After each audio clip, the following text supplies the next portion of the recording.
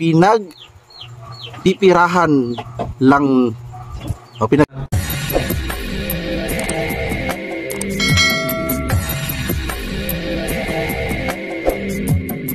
Alright, what's up mga tangay? Welcome back. This is my YouTube channel, Katangay PH. Isang mapagpalang araw mga tangay. Good morning, good afternoon, at good evening. At hindi ka pa nakasubscribe sa ama ng Kalingap kay Kuya Val Santos Matubang, subscribe natin, panoorin natin mga premiere live updates at atin na kung hindi ka pa nakasubscribe, subscribe natin, panoorin natin, like, share natin, andon, skip ads at Kalingap Rap. Kung hindi ka pa nakasubscribe, subscribe natin, panoorin natin mga vlog sa Kalingap, like, share natin, andon, skip ads. At dito nga tayo reaction kay Kindred TV. Kung hindi ka pa na-subscribe, subscribe natin sa napakasipag na charity vlogger sa Mindanao. Doon nga siya. At dyan ka tayo mag-reaction. At kay Business Official Papadis TV, kung hindi ka pa na-subscribe, subscribe natin, like, isa natin, at doon yung silipat. At hindi ka pa na-subscribe sa aking munting YouTube channel, mag-subscribe ka na para update dito sa mga upload reaction ko. Facebook, Katangay PLC, ibibid ko Katangay PLC 0.0. Follow ka na para update dito sa mga upload reaction. So balik tayo dito nga sa thumbnail ko, Kindred, inaratangan, pinakakitaan ang mga beneficiary. Dito nga, yan thumbnail ko. At dyan naman ang resibo na comment ng viewers na ating re-reactionan. Basahin natin. Ano ito, Don Istanil, diba? Kaya pinagpipirahan lang. Well, sana naman bigyan ng at least 40%. So dito mga idol, dito inano niya nga. So nag-comment siya, tinamnel naman ito ni Idol Kindred TV. Dito hindi niya pinanood yung live, so hindi niya to pinatulan mga idol. So tayo na lang mag-reaction. So pinangunahan niya dito, nag-advise siya. So maganda, malaking bagay yun. Advice siya na at least sana binigyan yung 40% yung pamilya ng beneficiary ni Kindred TV. So alam mo madam, alam mo naman balik lang na last 2 months o 1 month yung views ni Kindred TV. So hindi mo naman siya nakilala sa personal, hindi mo naman siya nakasama sa personal sa charity vlog na pagsisipag na ito. So hindi mo alam kung anong pinag-usapan nila, kung anong purpose. Hindi mo nakapanood yung sakripisyo niya sa pagtulong, katulad dito kay Richard episode 1, episode 2 nag-trending sa 1.6 million. So hindi mo alam yung gastusin ang papagamot. Sana yung in-advise mo, sana nagbigay ka na ng tulong. Ay kung ambag mo naman alam ganyang comment ay nakasubaybay ka, 'di ba madam? Sana kung may advice ka, sana kung may share ka doon sa 40% natulong kay sa mga beneficiary ni Kindred TV, pwede yun. Maganda yung advice mo kung may tinulong ka rin sa beneficiary ni Kindred TV. May maganda rin nag-advise. Kaso lang ang mali mo, madam, Paul, nakagad pinakaunang pag ay pinagpipirahan lang so meron na Paul doon siyempre masakit yun sa kay Kindred TV na direct na point mo pinagkakapirahan. Hindi mo alam yung gastos nila dyan sa actual nila, gasolina nila, pagkain nila. Siyempre pagdala sa beneficiary may dala siya, di ba? Araw-araw may gastos. So yung siyempre may kinikita na si Kindred TV. May nabanggit si Kindred ng viewers na inaabutan si Richard ni Kindred TV. Nahiya nga si Richard kunin yung binigay ni Kindred TV. Mas gusto ni Richard ay pinaghirapan niya. Kaya may na-advise nga yung viewers na sabi niya kay Kindred na pwede yung mga beneficiary mo ay sila magtrabaho. So lang advice ng isang viewers, kasi nahiya daw si Richard kasi si Kindred TV hindi natin nakita ay inaabot lang yung may mga allowance sa mga beneficiary, may allowance pa pala. Tapos pagpagamot, bili ng gamot sa siyempre mayroon sponsor o sarili rin pira ni Kindred TV ay hindi natin nakikita dyan. Tayo ay nanonood lang. So dapat yung una pa lang madam, yung pinagpipirahan, pangit naman yon.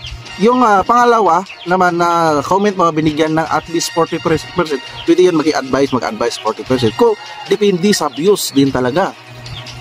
Views. Ngayon lang nga naka-recover si Kindred TV, naka 1.6 million recover yung ng March. March, April, May, February, nakita natin mga isang buwan pa lang ano niya na-recover. Pwede yan madam, i-advise mo sa mga malaking vlogger. Ay si Kindred TV ngayon lang nagbalik-balik ulit yung ano na nakasubaybay tayo dyan, di ba? Pwede yan ang ano mo 40% kung nakaka-recover na si Richard o ibang beneficiary, pwede yun. Ay hindi naman palagi naman yan binablog ni Kindred TV kapag mag-updates lang naman, di ba? Tama ko ba? Mali ba ito? Kita naman natin lahat ginagawa ni Kindred TV, mapuntahan, hindi niya na nga mapuntahan, ina-alternate niya na lang, di ba? Tapos may napanood ako na dinadala niya ito para malibang enjoy yung sila Richard, sila Boy Tawa, di ba? Kita naman natin lahat ng mga beneficiary ni Kindred TV, isang buwan pa lang may recover na. Si Richard, yan nagtawa na. Si Boy Tawa, grabe ang improvement din. Nagulat ngayon si Kindred TV. Tapos mga viewers nag-request na magtawa nga. Kaso lang, yung, mabilis ang recovery. Mabilis ang recovery ng mga beneficiary nga.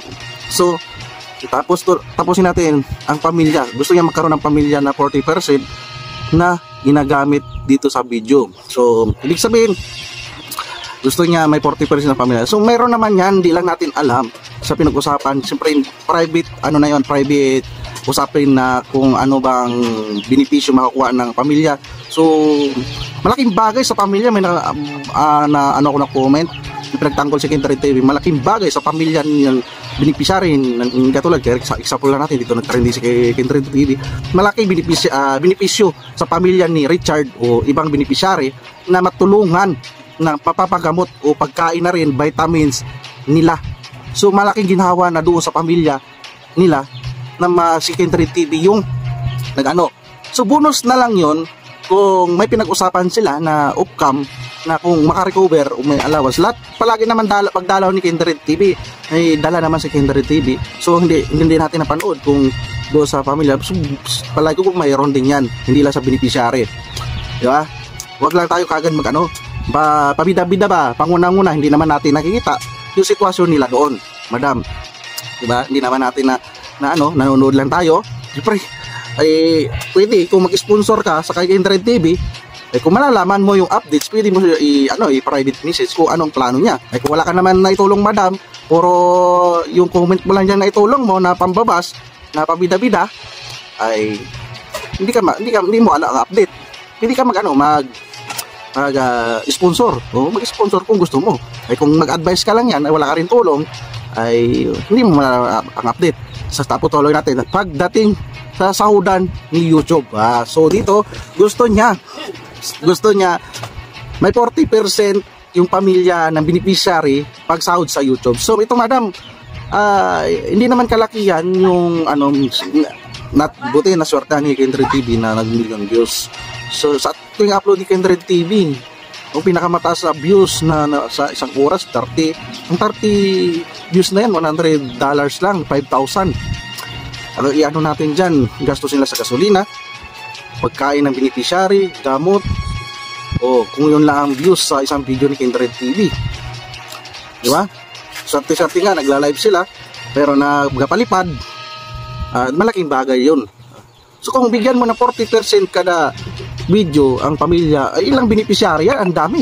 Example na lang yan, kung 10 beneficiary ni Kindred TV, yung may 40% dyan, ay ano na lang itutulong ni Kindred TV, ibili ng gamot, vitamins sa mga tuwing pagbisita. Kung may 40% pa lahat ng mga beneficiary, wala nang budget si Kindred TV sa mga beneficiary dahil mapupunta na doon sa pamilya ng beneficiary na mayroon share na imbis nakatulong na si Kindred TV sa kanilang pamilya para mapagamot yung pamilya niya. Katulad example natin si Richard, malaking tulong na yan guys. Yung sagot na ni Kindred TV, yung gamot, pamasahe, pagkain. Ay isang buwan bago magsahod ang vlogger, ay depende sa views yan kay Kindred TV. Kung malaki ay kung 100,000 din na sa Saudi ni Kindred TV, at bilangin natin yung vlogs ni Kindred TV na beneficiary niya, hindi magbaba sa 3K o 5K ang gastos niya dyan sa beneficiary sa isang araw na vlog. Siyempre pagkain, gasolina nila, alawas ng beneficiary. So bigyan pa ng 40% yung pamilya sa 5,000. Wala na, mauubusan na pantulong si Kindred TV.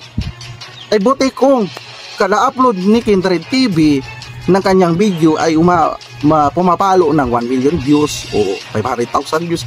Ay nakikita natin 30k views lang, 50k views, magbago mag 100 views, mga 3 weeks na. Ay kung hindi pa sinishare pa mga vlogs niya at may nagpalipad o may pwede yun mangyari. Ay possible pala naka-recover pa lang YouTube channel ni Kindred TV. Dapat unawain natin ang mga charity vlogger na ganito, si Kindred TV na tumutuko sa mga charity, nakatulong na nga sila, nahuhusgahan pa natin sila na sila na kusang tumutulong, wala na nga tayong na may ambag, iambag na natin i-share. So maganda naman yung advice mo na kung malaking YouTube channel ni Kindred TV, ay ito possible pa lang. Pero at least nakatulong si Kindred TV, di ba mga idol, mga guys, mga kalinga. Di ba? So yan lang reaction ko, hindi naman ako galing mag-reaction. Napareact lang ako dito dahil wala naka-react dito dahil ang laki ng tulong ni Kindred TV. So kung tingin nyo na malaki tulong ng beneficiary, ay binabalik naman ito ni Kindred TV sa mga beneficiary niya. Ang bibilis na mag-recover, di ba? Mga idol, mga tangay. Believe nga ang mga viewers na napanood ko sa mga vlogs, mga comment, ang bilis mag-recover. Ganon si Kindred TV, mag-focus sa mga kanyang mga beneficiary. So alright mga idol, yan lang ang aking reaction dito. Tingnan natin yung nagagawa ni Kindred TV. Huwag nakagad natin husgahan, pinagkakapirahan. Lahat naman yan, binabalik ang kita niya. Sabi ang beneficiary. Kung may 40%, naku po, napakahirap, ang daming beneficiary niya. So, na lang itulong ni maubusan ng pondo si Kindred TV, di ba? Imbis doon lang sa beneficiary. So, mayroon naman siguro, binibigay, hindi lang natin nakikita. Kung may maganda-ganda sa si Kindred TV, baka hindi lang binablog, di ba? So, malaking bagay na ito na natutulungan ni Kindred TV ang pamilya na mapagamot sila Richard o si Buitawa at iba pa. Dapat patuloy natin suportahan ganito mga vlogger na pumunta sa malalayong lugar, makahanap natin mababayan, mapagamot, di ba? Kita natin ma-vlog siya. Grabe, no? Kung support natin Kindred TV, grabe. Grabe yung mga vlogs niya. Talagang binibilis na rin siya. Tumataas rin ang views niya. Support natin yung Kindred TV. At sa ama ng kalingap kay Kuya Bal Santos Matubang, kung di ka pa subscribe natin, like sa atin, andon skip ads. At katiin na, Kalingap Rob, Ka-Business Official Papanis TV. At sa aking munting YouTube channel, hindi ka pa nakasubscribe, subscribe ka na para update sa mga upload reaction ko. At sa MBP Joke, kay PLC 2.0, ipalo ka na para update ka sa mga upload reaction. So alright maraming salamat sa panonood sa aking reaction at lagi tayo mga para see you sa next reaction ko. At maraming salamat. Adios, bye-bye, thank you.